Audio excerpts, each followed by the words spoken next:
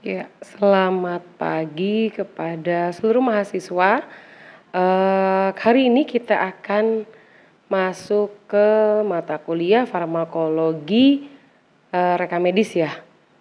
Di pertemuan ketiga ini kita akan mempelajari tentang bentuk sediaan obat-obatan. Ya, saya akan share dulu materi pada hari ini. Oke.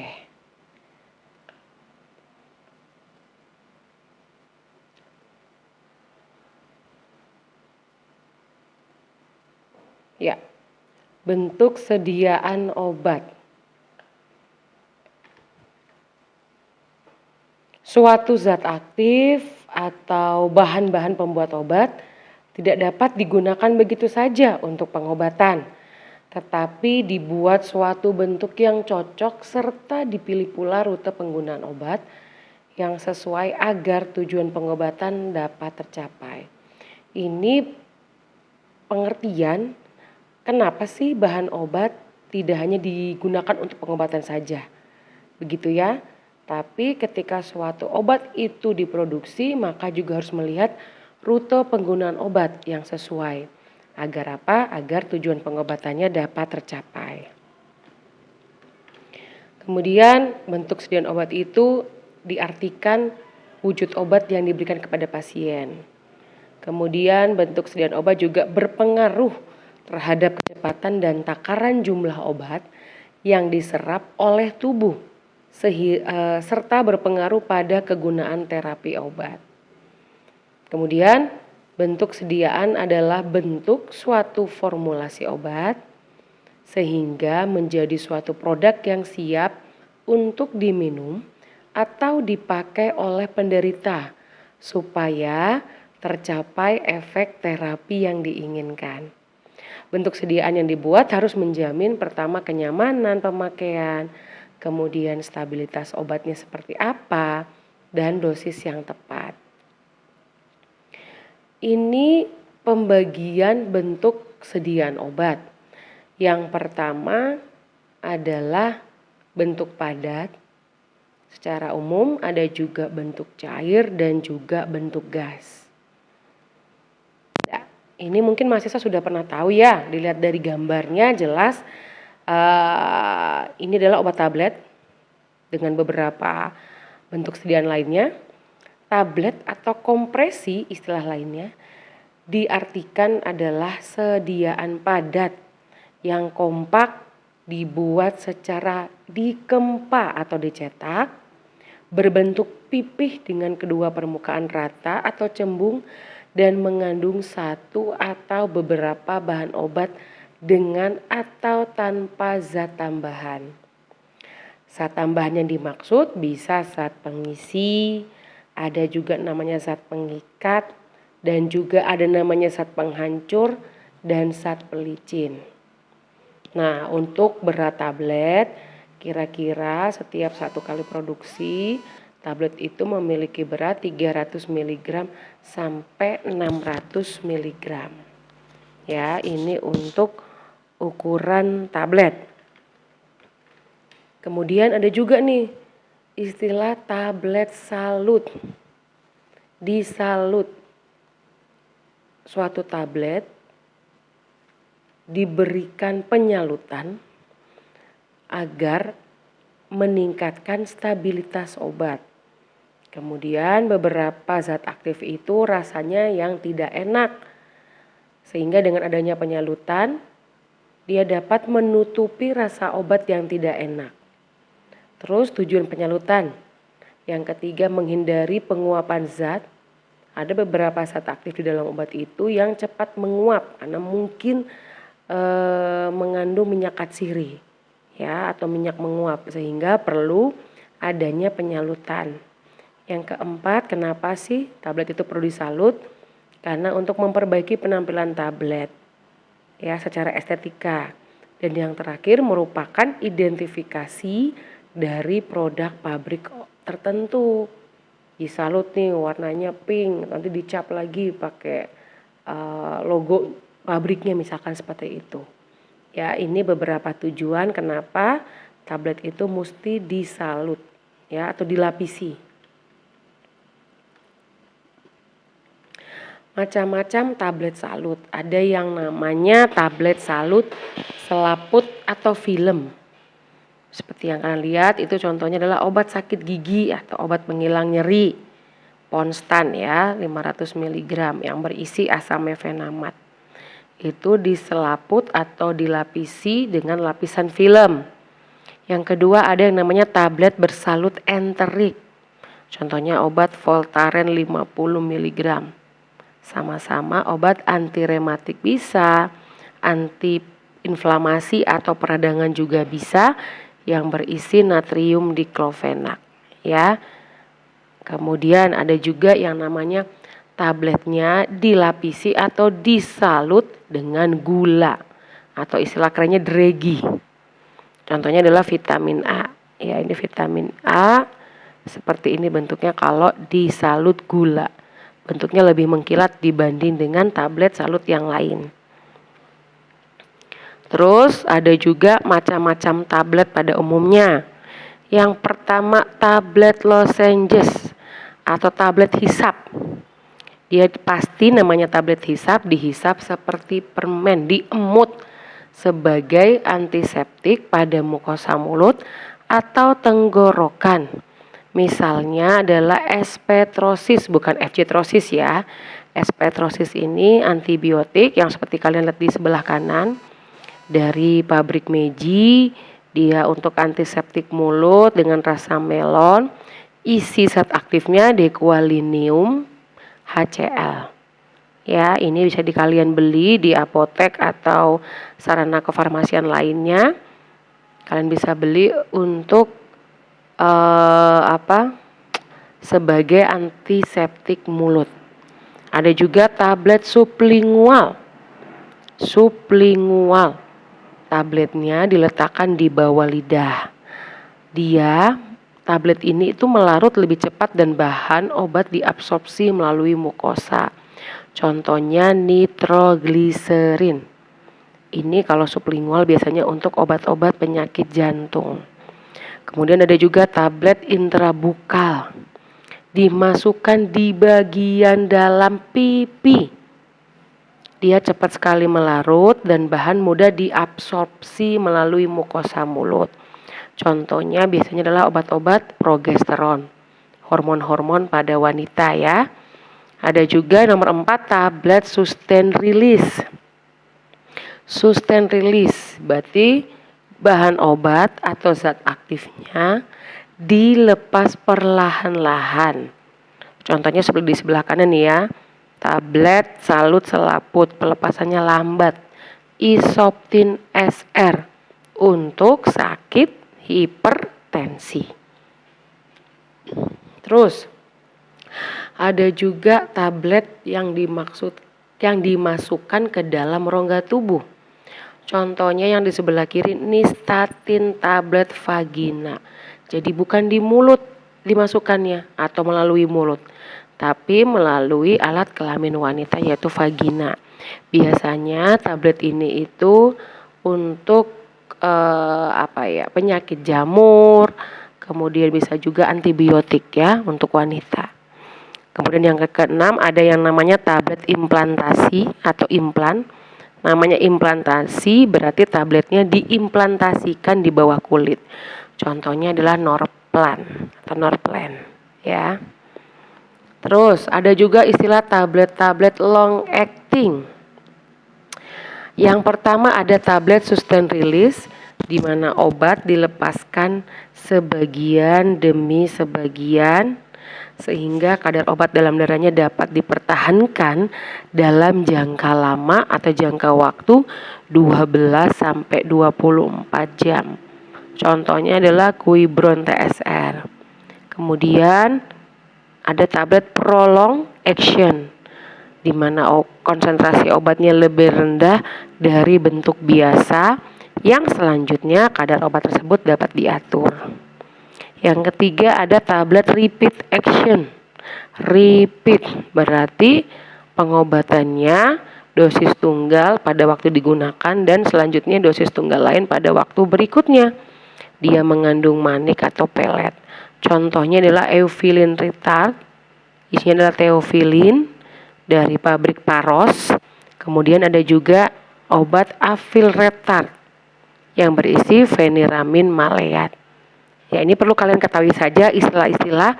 Nanti kalau kalian melihat dokter meresepkan, oh tabletnya merek ini, terus di kemasannya mereknya ini, oh ini teh obat apa tah.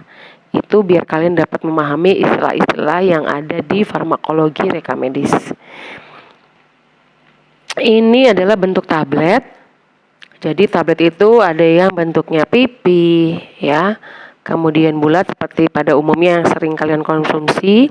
Ada juga bentuk persegi, kemudian ada tablet yang dipakai tanda belahan. Jadi di tabletnya itu ada belahan di tengahnya, ada garis di tengahnya, atau skoret tablet istilahnya. Itu memudahkan dalam membagi tablet, gitu ya. Ya, yang kedua adalah bentuk sediaan kapsul. Kapsul memiliki pengertian adalah sediaan obat yang terbungkus cangkang kapsul yang terbuat dari gelatin. Di mana kapsul ada yang namanya kapsul keras, berisi obat-obat yang kering, bahan obat itu dia kering. Kalau kapsul lunak, umumnya bahan obat berupa minyak atau larutan obat dalam minyak. Misalkan vitamin A, D, E, K. Ya, vitamin A, vitamin D, vitamin E, vitamin K, Natur E ya. Misalkan produknya contoh nama mereknya Natur E. Itu pasti dia kapsulnya lunak. Kurang lebih seperti itu ya. Ya, apa sih keuntungannya suatu sediaan dibuat dalam bentuk kapsul? Yang pertama, kapsul itu dapat menutupi rasa obat yang tidak enak atau enggak rasanya manis dan berbau amis untuk minyak-minyak. Ya, untuk bahan obat dari minyak, biasanya itu minyak-minyak ikan. Yang kedua, kapsul ini memiliki keuntungan bahan obat itu bisa tunggal, bisa campuran, dan dapat diberikan dalam kapsul dari yang ukuran terkecil sampai ukuran terbesar. Nolnya 3 itu berarti semakin besar, kalau 5 semakin kecil. Ya, nomornya semakin besar berarti ukuran kapsul semakin kecil. Nolnya makin kecil, ukurannya semakin kecil berarti ukuran kapsulnya makin besar. Ya, kemudian yang ketiga, keuntungannya adalah kapsul dapat dilapisi dengan bahan tertentu sehingga tidak pecah larut dalam lambung. Terus, selain serbuk, bahan obat yang kering yang dapat dimasukkan dalam kapsul berupa granul. Contohnya kalau kalian pernah sakit flu yang udah parah banget, dokter suka kasih nih, nama obatnya adalah Rinos SR. SR adalah sustain release ya. Dia tuh isinya adalah prekursor yang namanya pseudoephedrine HCl dan loratadine di sebelah kanan. Tuh, kalian lihat di kemasan yang paling bawah, di blister paling bawah atau kemasan paling bawah itu granulnya kecil-kecil, berwarna-warni, terus dibungkus oleh kapsul lunak ya. Nah, ini ada juga yang namanya pulvis atau serbuk. Bahan obat atau campuran yang homogen dari bahan-bahan yang diserbukkan dalam keadaan kering. Pulvis itu atau serbuk itu ada untuk obat dalam, untuk efek sistemik. Sediaan pulvis untuk obat dalam tidak dianjurkan berhubungan dengan dosis obat sedikit banyak ditentukan oleh pasien sendiri. Hanya obat yang mempunyai indeks terapeutik yang lebar. Oke, yang kedua, pulvis untuk obat luar untuk efek lokal atau topikal.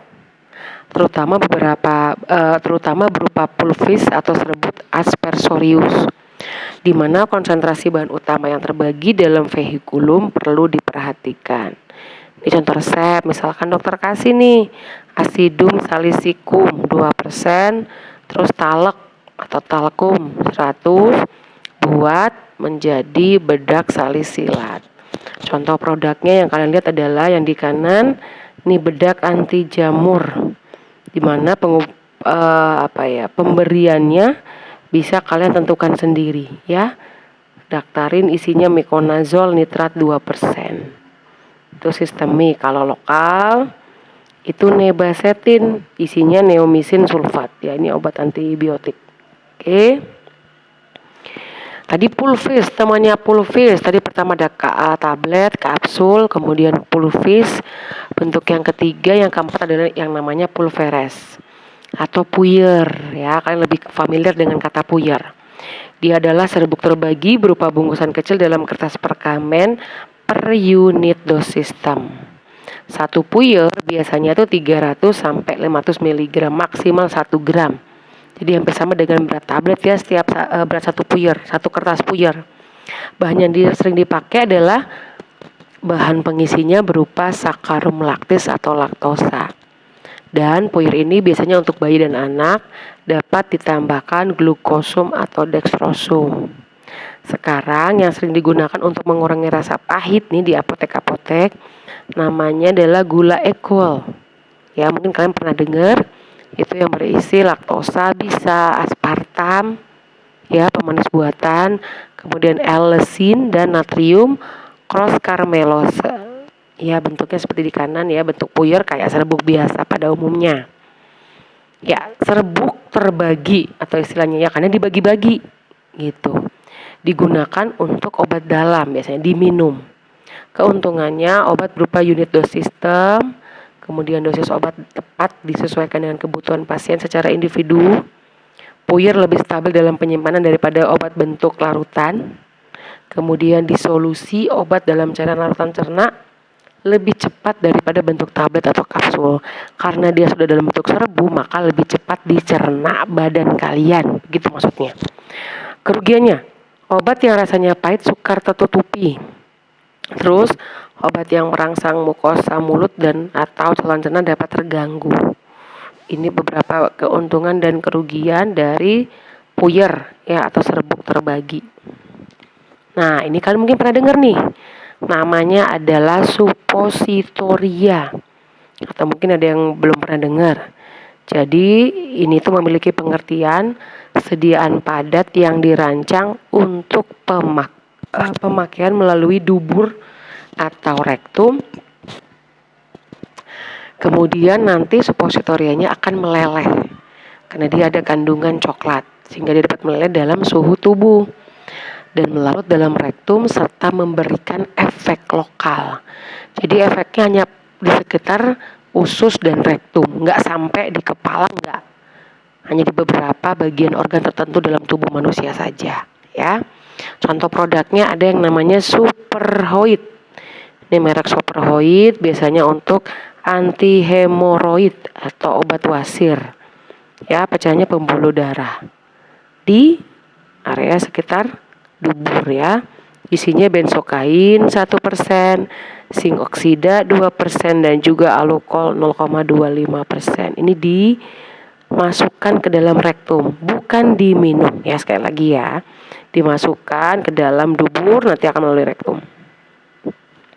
Kemudian ada yang namanya pil. Dia disebut pil karena sediaan obat ini berbentuk bundar dengan ukuran yang kecil. Ukurannya kalau beratnya kurang dari 10 mg namanya granul. Ya, tadi tuh ada kapsul isinya granul. Nah, itu tuh sebenarnya tuh pil, tapi pil yang kurang dari 10 mg beratnya. Terus kalau pil sendiri itu biasanya 100 sampai 500 mg. Kalau 500 mg, lebih dari 500 mg disebutnya boli. Ini contohnya ya, kalau pil, mungkin kalian pernah dengar pil KB ya. Seperti contoh yang ada di slide sekarang. Ini pil KB itu ukurannya 100 sampai 500 mg. Ada juga granul yang di sebelah kanan saya tuh, bisa kalian lihat di slide. Kemudian ada albenol 2500. Itu bentuknya adalah pil bolus ya, atau boli. Selanjutnya, bentuk sediaan kaplet. Sediaan bentuk tablet yang dibungkus dengan lapisan gula, dilapisi oleh gula dan pewarna yang menarik dengan tujuan menjaga kelembapan dan agar tidak terurai dengan HCl di dalam lambung. Tujuannya kenapa harus disalut dengan gula? Agar menjaga kelembaban dan agar tidak terurai dengan asam lambung nih. Ya, asam HCl. Ini contohnya adalah kaplet pronisi. Ya, siproheptadin isinya, siproheptadin HCl untuk obat gatal.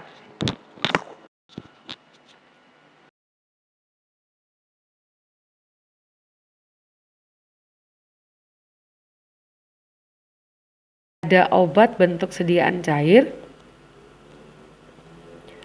dibedakan ya, ada yang namanya obat luar, ada solutio, mixtura agitanda, ada juga suspensi, ada emulsi, ada aerosol. Di mana konsentrasi obat sangat penting karena menentukan intensitas kerja obat. Konsentrasi juga terlalu tinggi dapat merusak kulit atau mukosa dan konsentrasinya biasanya dinyatakan dalam persen. Di slide kalian ini ada contohnya betadine obat kumur mengandung povidone 1%, tapi ini saya dapat gambarnya adalah obat kumur Tantum Verde ya. Dia golongan bebas terbatas. Kurang lebih dia bentuknya adalah obat ada larutan atau cairan di mana dia bukan untuk diminum, tapi itu obat luar. Karena hanya untuk sebagai kumur di mulut saja, nggak sampai kalian telan. Ada juga sediaan cair yang namanya obat suntik.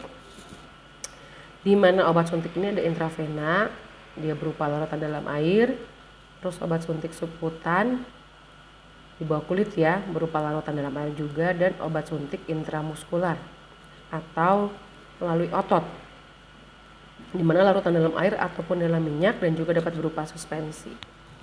Bentuknya di sebelah kiri gambarnya kalau yang kalian masih belum tahu ya, mana yang intravena, mana yang subkutan, mana yang intramuskular.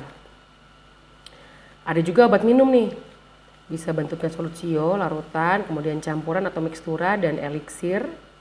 Ada juga suspensi itu biasanya obat-obat mah ya. Ada juga emulsi, ada saturasi dan sirupus atau sirup. Menetapkan cara pakainya atau istilahnya adalah signature dengan tepat pada resep yang membutuhkan perhitungan lebih banyak bagi dokter, di mana obat minum tidak berupa unit dose. Ya, punya tadi kan unit dose ya.